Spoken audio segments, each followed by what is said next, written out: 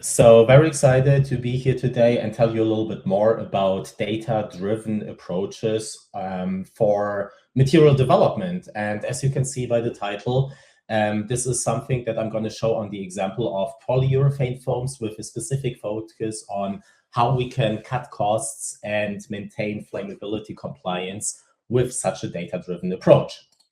So when developing materials, may it be a polymer, may it be also another material, there is a lot of challenges that we are usually facing and that require a lot of experimentation. Those challenges and goals that we are trying here to achieve are, for example, the final properties that we would like to achieve. In the particular case of polyurethane foams, it might be finding a good thermal conductivity or a low thermal conductivity, high flame resistance, density. It might be then also something like the mechanical stability and minimizing the cost at the same time. So those performance objectives are often competing to each other. And so the goal is to find a sweet spot there. Not only are we trying to optimize for those properties, at the same time, we have some other conditions, external ones that we need to fulfill. Those might be regulatory requirements. A lot of you might be available about PFAS, which is something that is not allowed anymore, PFAS-containing additives in polymers that need to be limited while still achieving those performance objectives at the end. Phthalates might be another example, and there is more and more regulations coming up, and so it is required to be able to quickly adjust to those requirements while still achieving target properties. Along those lines, we have also sustainability mandates. For example, achieving or adding a certain amount of recycled content in your material, and also having materials that are compostable at the end. And last but not least, supply chain volatility. The situation where we might have a raw material that's been delivered or that's been available to us for a long time, which might be at one point not available anymore, or that undergoes a high change in the price, where we need to quickly adapt to it. Finding an alternative while still achieving the performance objectives that we are setting up is also a challenge. Now, how are we dealing with those challenges? How are materials developed? May it be polymers in general or polyurethane foams? It requires experiments. A lot of experiments are possible when we consider all the different ingredients that are available, when we are considering different process parameters that are available, and it becomes clear quite quickly that you cannot test everything. There's just way too many combinations in order to find the perfect solution. And so what needs to be done is we need to rely on experts' experiences, the intuition that they're building up over years in order to find a good solution. However, when going that way, there's also the risk that we are narrowing the space too much. Experts might have also biases, are drawn towards different solutions that's been working in the past. But when we're replacing some ingredients or finding new solutions, those biases might be also a little bit counterintuitive or might be also counterproductive. And what can happen is that weak candidates are surviving too long in that entire process. They might survive some first initial tests and then are tested further and then might be qualified for some expensive certified tests and then fail at the end. And this is a situation that is usually something that we would like to avoid. Getting strong candidates early and making sure that they are proven to work at the end.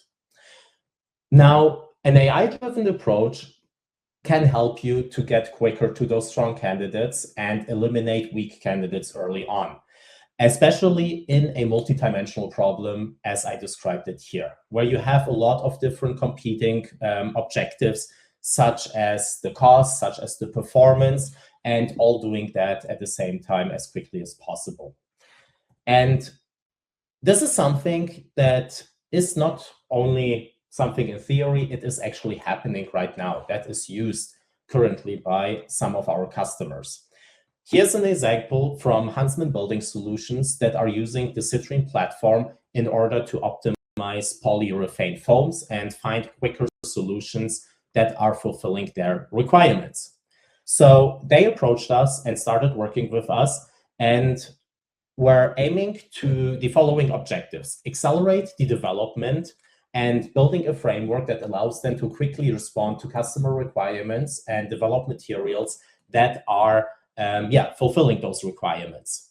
One of those requirements being a flame retardancy test, ASTM E4884.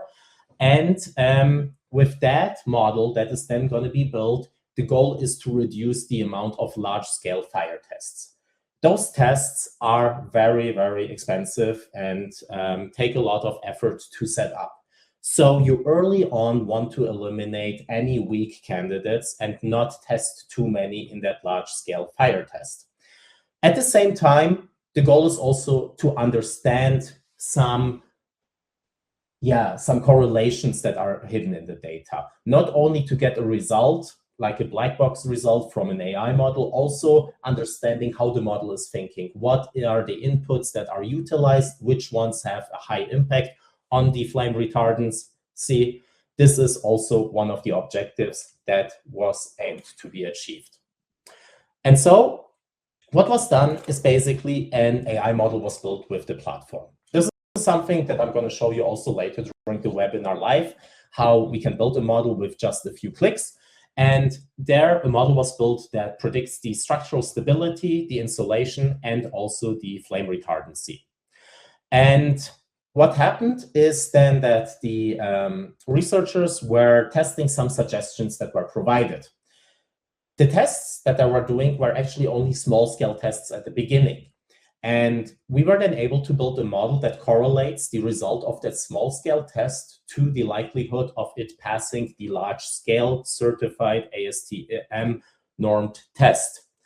And then we were able to get that correlation and early on detect candidates that have a high likelihood of succeeding here. And with that, the overall process was accelerated.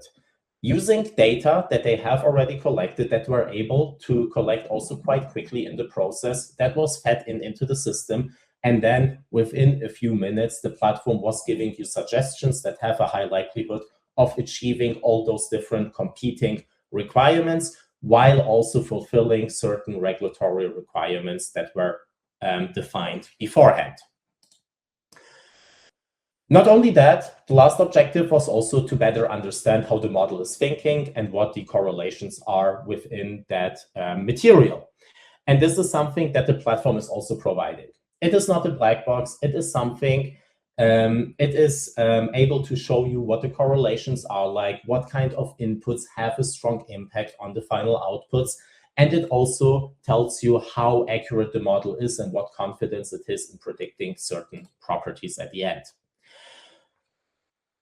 And what I want to take home from that is also that the platform is something that you can use directly as a scientist, and you do not need to be an AI expert. You do not know how to program or code.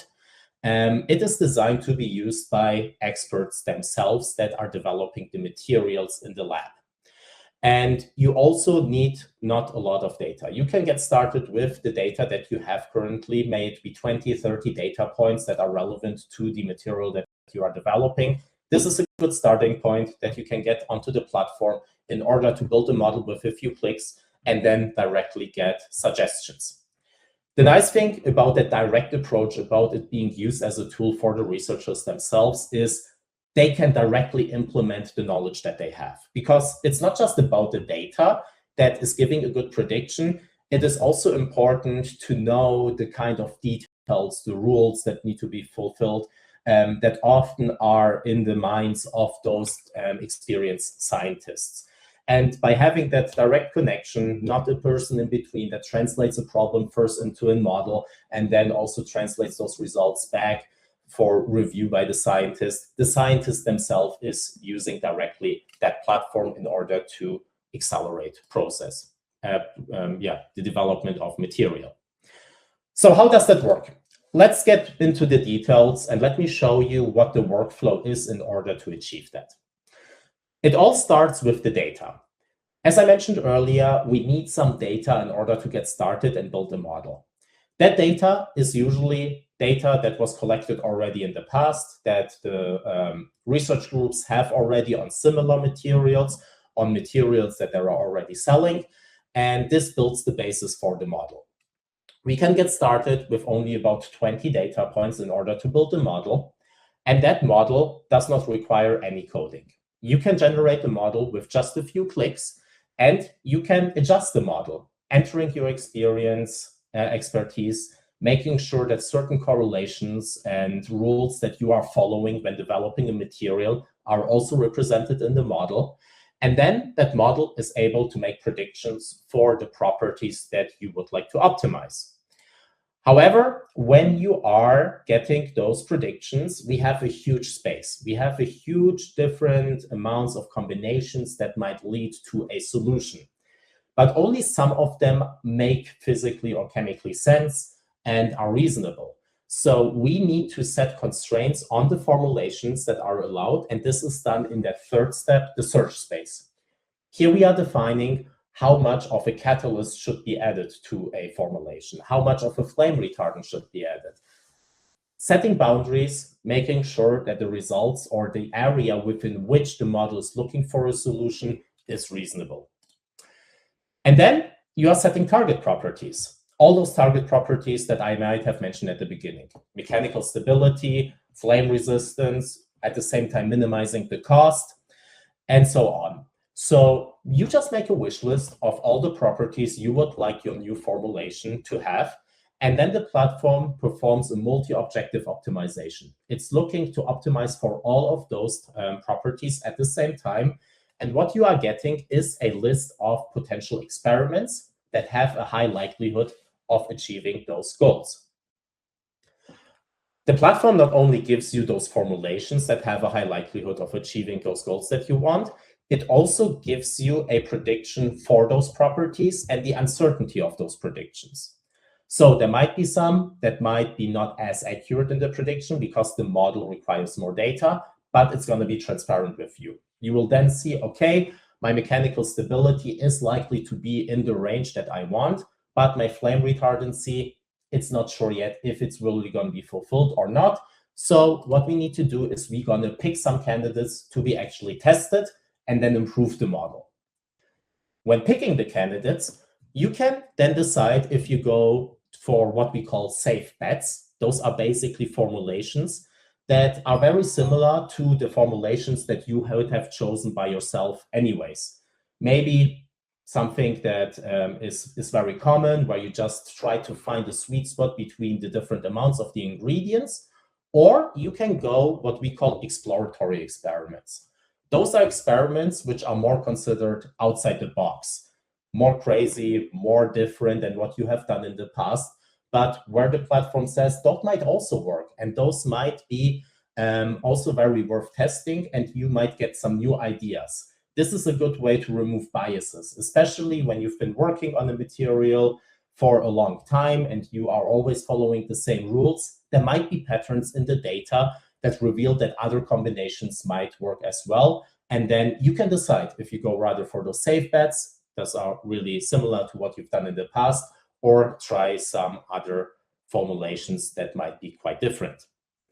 You take then those into the lab, test those, and you might then get directly a solution that works and fulfills all your requirements. If not, then you are feeding the results and the data back into the system. You're extending your data set, retrain the model. You have then a model that is improved, that is learning from the data that you collected. And then you get a new set of candidates that you can then also start testing. And it's up to you how many of those candidates you are testing in each round, what type of candidates you are testing. And then with every cycle, you are improving the model and getting closer to those desired final properties.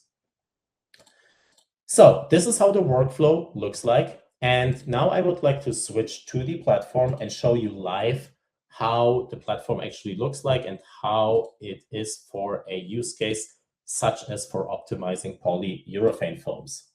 So let me switch to the Citrine platform.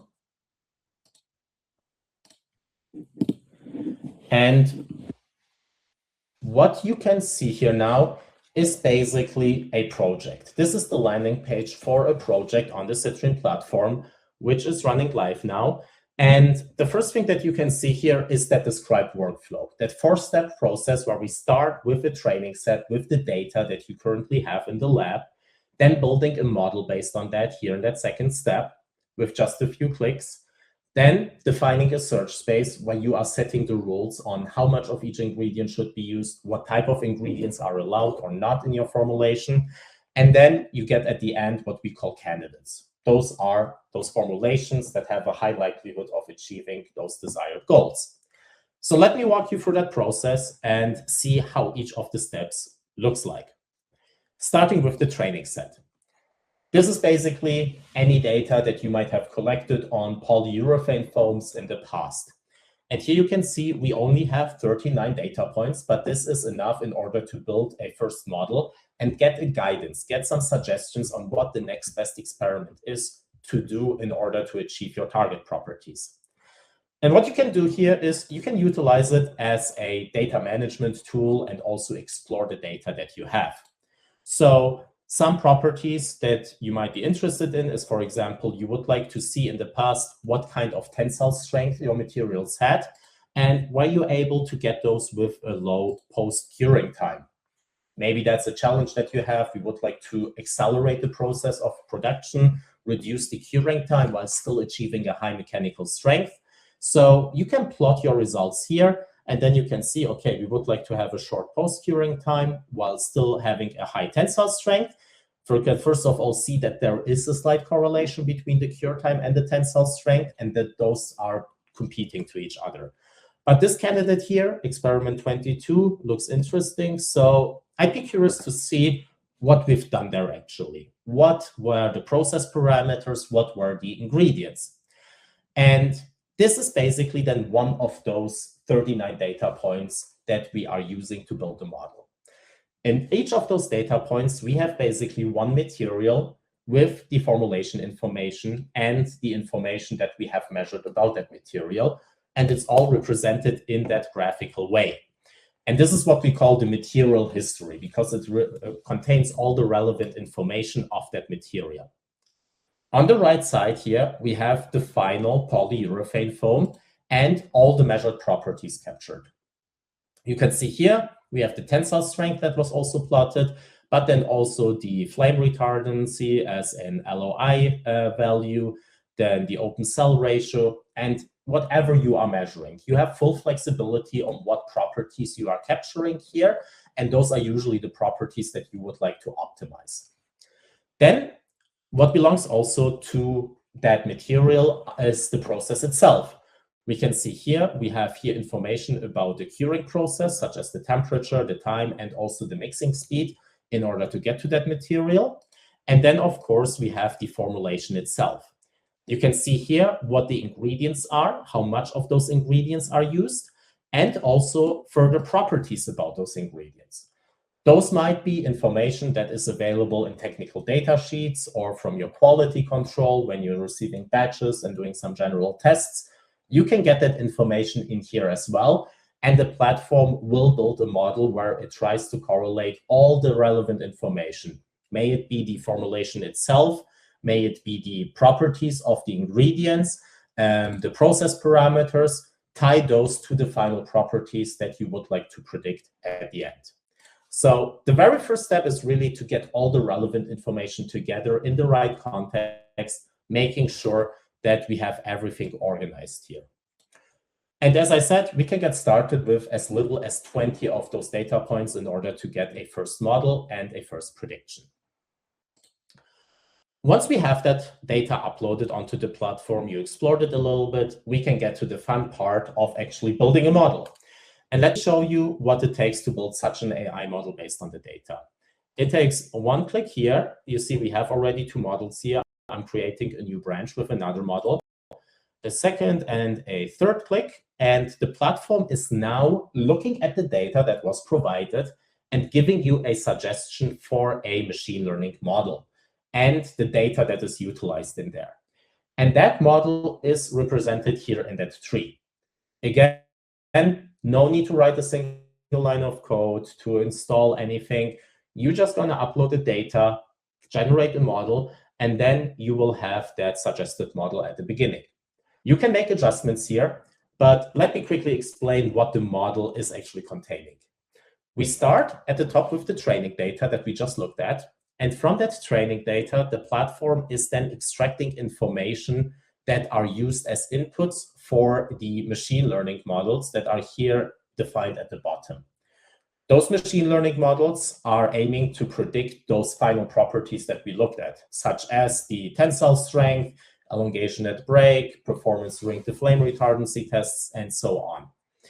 And information that is extracted as inputs are all related to the data that we provided. For example, I showed you for some of the ingredients, we might have a molecular structure also given or known.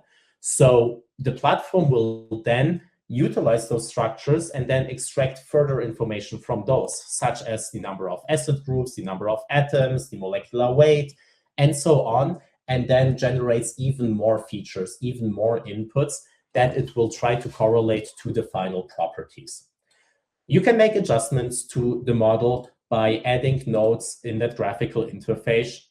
For example, custom formulas where you are also saying to the model, I also would like that the ratio between certain ingredients to each other is considered, or the ratio of one ingredient to a process parameter. You can define that as a custom formula here, tie it into the model, all with that graphical interface, no coding required, and very intuitive to be used. And then once you build that model, you just go ahead, click on train and validate, start training, and within 15 minutes and 8 clicks, you have basically your first AI model generated without being an AI expert. Once that model is trained, you are able to review that model and get an idea on how the model is thinking, what are the correlations it's finding, and this is all done here. It's not a black box. It is something that we designed to be transparent. So you also get insights and you also understand what correlations are found in the data.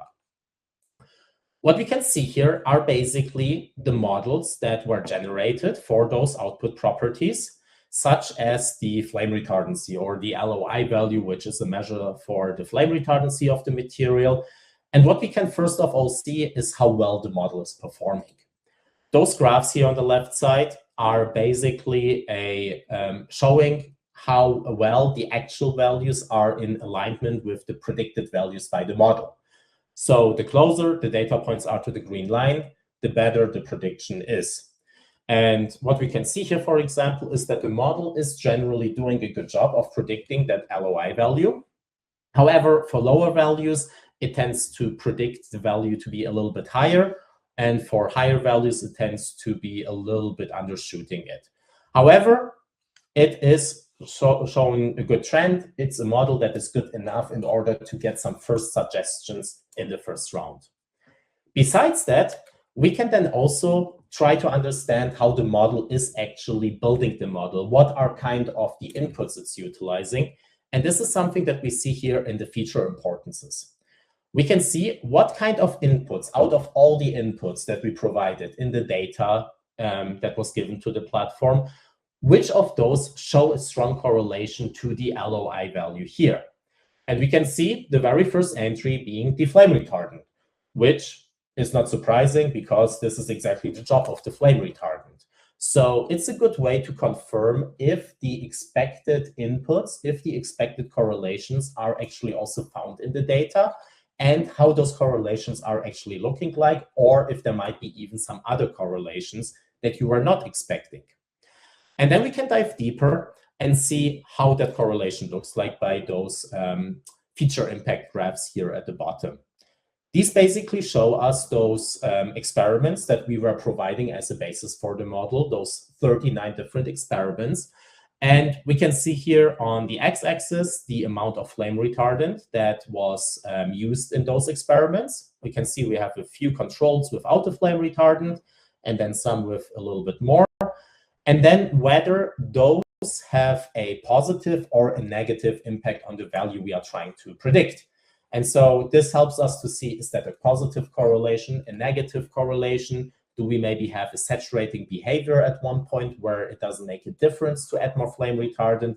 And those kinds of insights can be found by exploring the models in more detail. So it helps us to really get an idea if those correlations are there that we are expecting, or if there is some other patterns hidden in the data.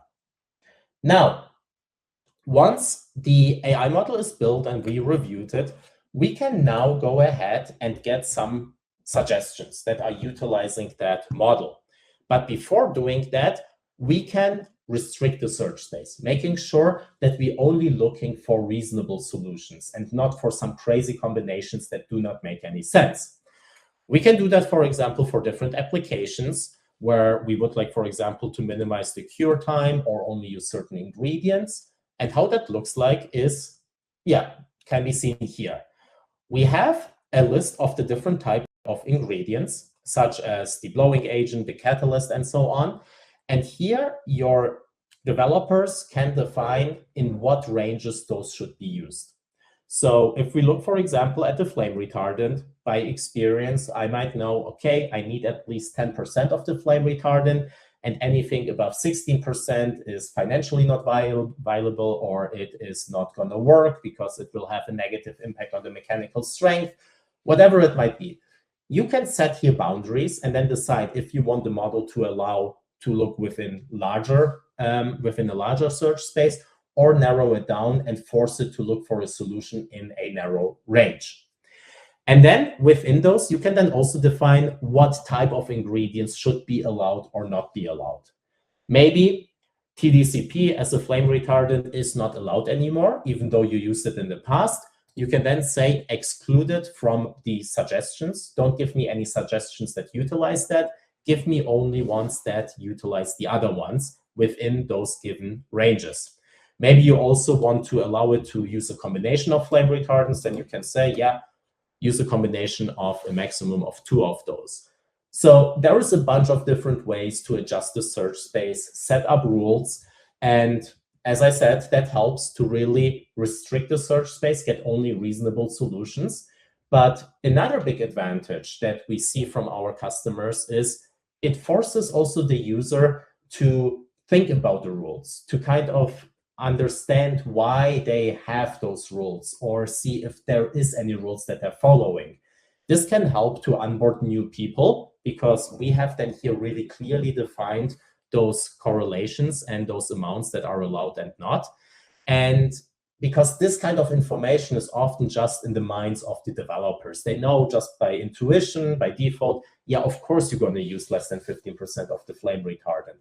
But it's not always something that is written down or recorded. And so it's a great way to also capture that knowledge of people that might retire in the next few years or are leaving the company. Once you defined that search space, define the ingredients that are allowed to use, you can then also define boundaries for the process parameters. Maybe you would like to reduce the curing time, and then you can set a boundary here to give you only suggestions with desired properties, but within a 2-hour curing time instead of 8 hours, which was mainly used before. Once that is set up, we can go back to our workflow. And what we have now is the AI model that can explore a wide range of candidates. We now set some rules, narrowed it down in the search space within which we can look for candidates. And then in the candidate section, we are telling the platform what target properties we would like to achieve. Here you can see basically the objectives and constraints, such as we would like to maximize the LOI value for flame retardancy. At the same time, I would like to minimize the cost of my raw materials and the final formulation, and then also some mechanical properties that I would like to optimize. So you can make a wish list, provide all the properties that you would like to achieve, and this is where the platform is really good at, to optimize for multiple properties at the same time and finding a good combination of all of these. What you are getting as an output is basically a list of candidates. you can see here we have 100 different candidates that are suggested. We can pick, for example, the first one here. And what we are getting is basically a new formulation that was never tested before and that has a high likelihood of achieving those target properties. It tells you what ingredients to use, what amount, then also the optimized process parameters within those ranges that we were defining in the search space. And then at the top, you can see the predicted values. Based on the model, it gives you a prediction on what the values are and are they falling within the range, the target range that you are setting up here. So you can see some of those are outside that dark gray range, others are within that. And you can then decide where you want to put the focus on. You have 100 different candidates, and then you can say, okay, actually the elongation at break is more important for me. So you can go back to the overview, plot here the elongation at break, and then pick a candidate where the elongation at break, which is something that we also want to optimize for, is higher or lower, and then pick a candidate in here. And then get to those candidates, pick a few that seem interesting and you would like to test. And this is what I described earlier. Based on those filters that we have here at the beginning, you can then also go ahead and say, I'm going to choose some that are quite similar to what I've been testing in the past, or I'm picking some candidates that might be quite different to what we've been using in the past, just to see if those are also working.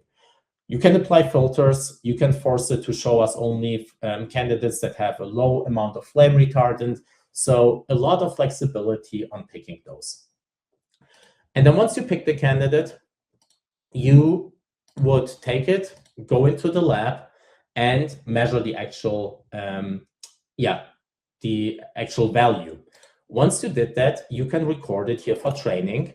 And then we have, for example, here a formulation that was predicted to have an LOA value of 27. Maybe it was underperforming a bit, it was only 24. We would then enter the actual measured values, record it for training, and then it becomes part of the training set again. And that entire process is repeated. With the new data point, the model is automatically retrained. You will get a model that performs then better with each data point that you are adding. And then you can generate a new set of candidates and then repeat that process.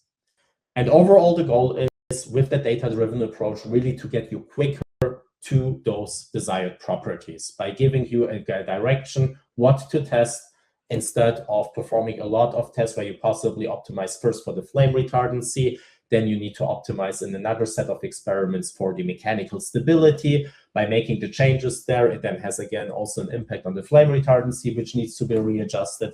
So instead of doing that slow approach, the goal is here really tell the platform what you would like to achieve, all the goals that you have, and get as quickly as possible to all those target properties.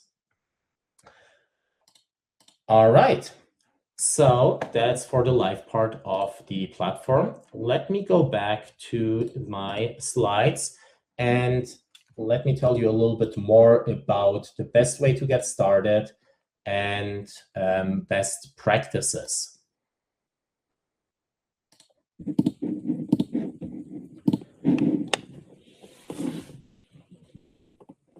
All right. So data. I mentioned a few times, data is the key part here in order to build a model. And what we are doing is we are utilizing the data that you have collected already. This is the data that is most relevant, that you can trust, that is, that was measured by your own researchers. And this builds the basis. Now, data can mean a lot of different things. We can have a small amount of data. We can have structured data, we can have unstructured data. And this should give you an idea with what kind of data we've been usually dealing with. And you can see we have here structured versus unstructured data on the x-axis and the amount of data on the y-axis. And what we see is the biggest part from our customers are Excel data sets. Those are considered structured data because those are machine readable. And a typical amount is less than 100. So what we often see, 60, 70 experiments in order to get started is what is mostly the type of data that we have. There is some cases where we have some semi-structured data, some data that also is contained in PDF documents or lab reports in text format, which we can also deal with and also integrate onto the platform. Another common use case are large structured databases where we have thousands of data points, but I would say this is something, yeah, as you can see here also, it's not as common. We have that every now and then, but what I want to show you here, it is not required. You do not need to have perfectly structured data. You do not need to have thousands of data points. The most common use case is just tens of experiments, data points that we can get started with. As I have shown you in the demo, 39 data points was the model based on. And this is something that we can get started with in order to get a direction and get a idea on what the next best experiment is to be performed. And this allows us to get quickly to a win, because using AI is something that is quite new for a lot of researchers and a lot of companies. So it is important to convince the people with an early win. And the way we're doing it is we are helping you to pick a problem that you are currently working on and evaluate it with you whether it's suitable or not to be used with the platform. If it's not suitable because it takes too long to measure a data point, or you might not have the absolute minimum required of data points, then we're going to tell you to maybe look for a different project. We want to make sure that we have that early win. And the best way in order to get it is to pick a problem that you're currently working on. Anything that is already ongoing where we can use the platform in parallel to support you in that development. And then we checking the data that you already have. Do you have any data? How is the data structured?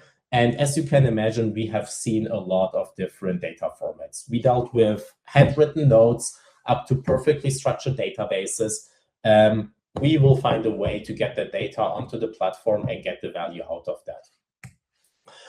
And then we are defining the search space together. We are checking with you if there are any constraints that need to be fulfilled. May it be regulatory, may it be some basic rules that need to be fulfilled for your particular formulation problem. And in order to do that, we have a team with a scientific background.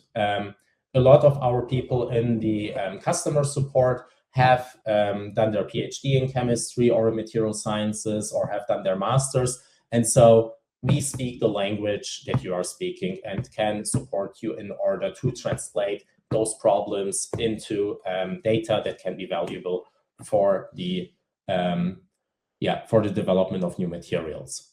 And then this is the way to quickly get some results, some experiments that are working, and prove that the platform is something that is beneficial to you, that it's worth investing more time in it, because we know change management is also a challenge. People have been developing materials in a certain way and might be a little bit skeptical about such new tools. And therefore, it is very important to have those quick wins and convince people in order to find then other projects that we can apply to that and scale everything up. It is something that's already ongoing and that's working. Here you can see some of our customers that we are working on.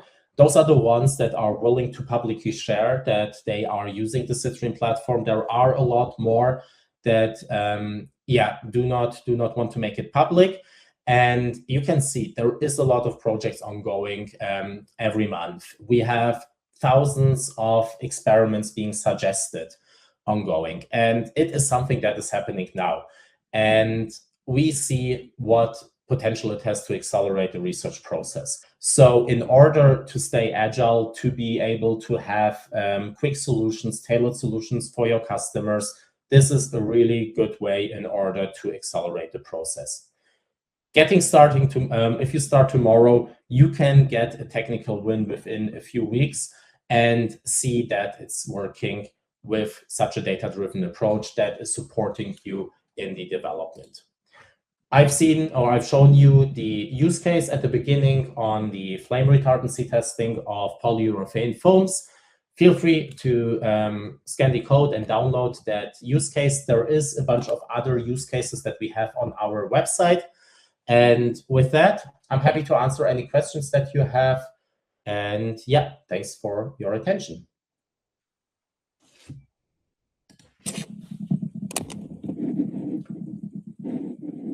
All right.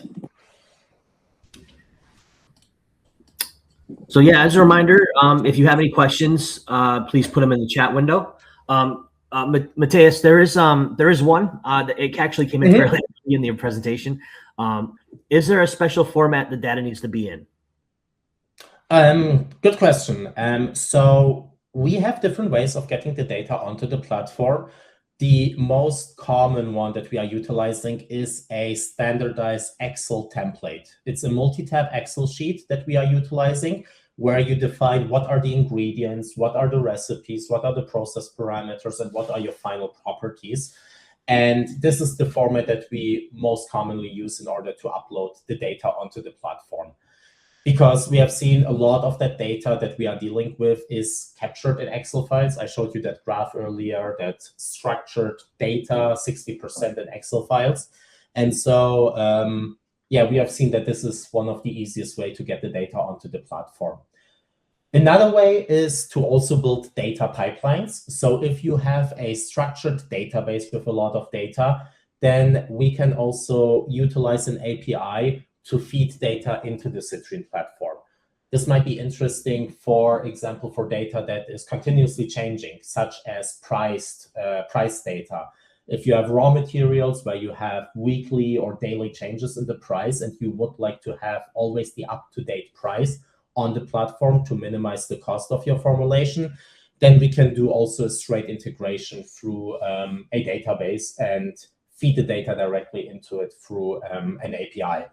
So yeah, there are a bunch of different ways, and I would say the most common format or the special format that we are utilizing is a Excel template.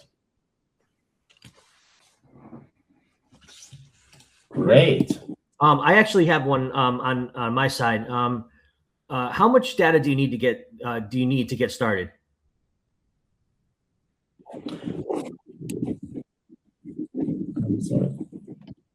I'm sorry, could you repeat that question? Sure. How much data do you need to get started? Yeah, exactly. Not a lot. So 20 is the minimum of data points that we have seen to work in order to get a model with a first guidance. And most commonly what we see is between 20 and 80. This is like a really good amount of data. It always depends also on how much information you have besides that, right? I showed you a data point. It could include also a lot of information about the raw materials, or it could be more simple. But basically, I would say 20 data points is the minimum of data that you need.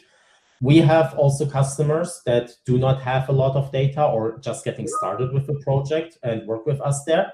Here we can also support you in getting the first data points by giving you a suggestion what the first set of experiments should be to get those initial 20 data points. And then we had another one come in from one of our attendees. Can you comment on what algorithms the multi-objective optimization uses? There is actually a bunch of different AI models that are checked in the background.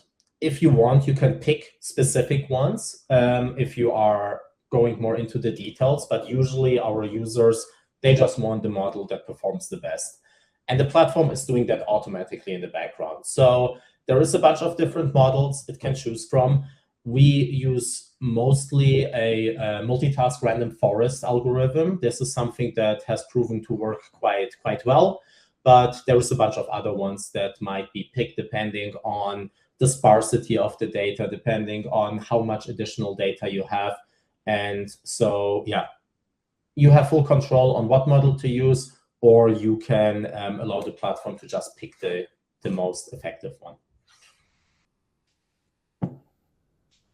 I actually have another question from my end, and I've seen this. We've done a number of other presentations in AI. We've had multi-day events, and I see some iteration of this question pop up more often than not, and that's how do you keep people's data safe? Oh yeah, great question. We know that data that is used as a basis to build a model is very valuable. It's your research data, it's this data that you collected on materials, and we treat it with the uppermost care. So it is, we are ISO certified, ISO 27001, and make sure that the data is not leaving the instance. It starts already when we are preparing the data set and you are sharing the data with us. We have secure ways of sharing the data with each other. And when you are getting one of those instances of the platform, it is only accessible to you.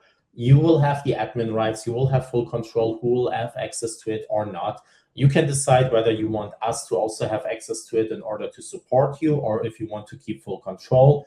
You can define teams where you can assign different users to. So if you have, for example, different projects within your corporation you're working on, and you want only certain people to have access to certain data sets or projects, you can also assign that. And yeah, we are aware on the value of the data that is utilized here. And you have seen the logos on my previous slide.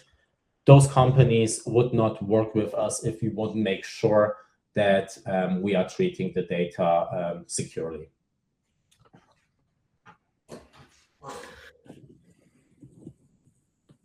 Great. And then we've had another question. He started off by saying thank you. he asked the last question from the attendees. He said, I'm also curious how many objectives you usually see with your clients. Good question.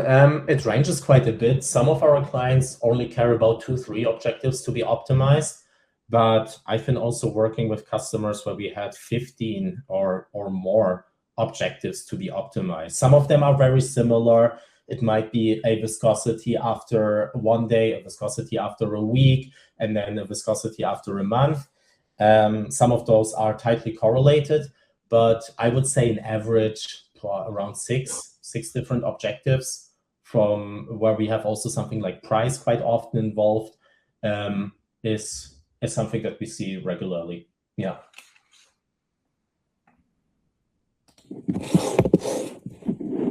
Thank you.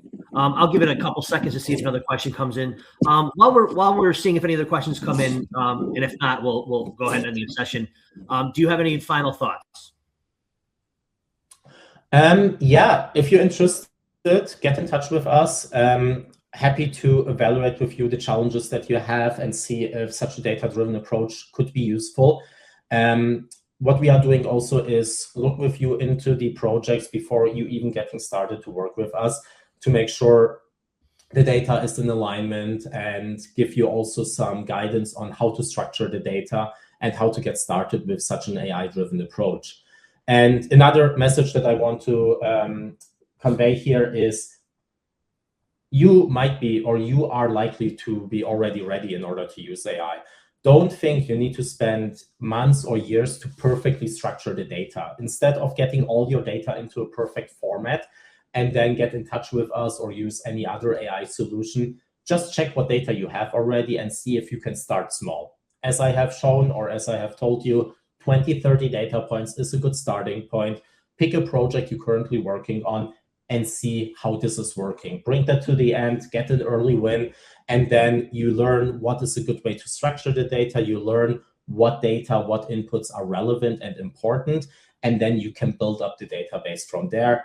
And maybe that data point that you collected 10 years ago might be not as relevant anymore. So this is something that we see quite often, that customers really try to get that perfectly organized data and then come back to us after 2 years then to only figure out, oh, we spent too much time in organizing the data. We still put it in a format that is not as convenient to use for AI training.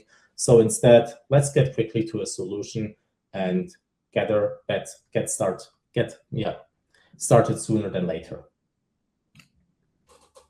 Great, thank you. While you were doing that, we did have another question come in. what would the limit be with the models you are using?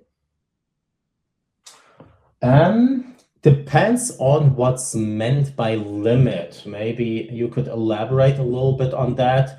I would say one limit, not sure if this is meant by that in the question, would be the amount of data points. As I said, 20 would be the minimum.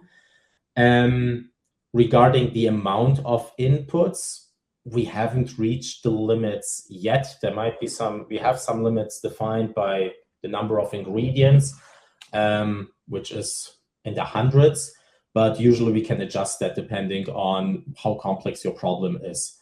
We haven't reached any direct limits yet, but happy to see if we can reach it with your particular challenge that you have. And yeah, we are continuously improving the platform, are in close contact with our customers, seeing what challenges they have, and make continuous improvements. So yeah, I would say one limit is the minimum amount of data that we need, which is 20. But regarding the amount of inputs and the amount of objectives that you can define, we haven't really reached any limits.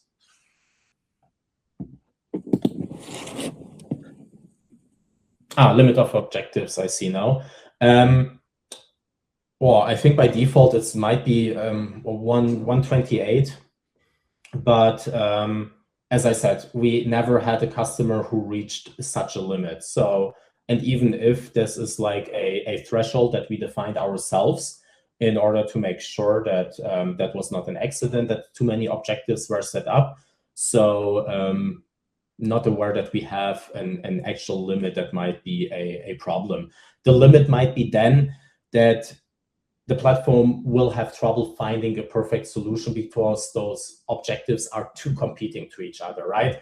It is still giving you suggestions that are within, yeah, that are realistic, right? And so when you are trying to optimize two things that are completely opposed to each other and too far away from each other, then it will give you something in between.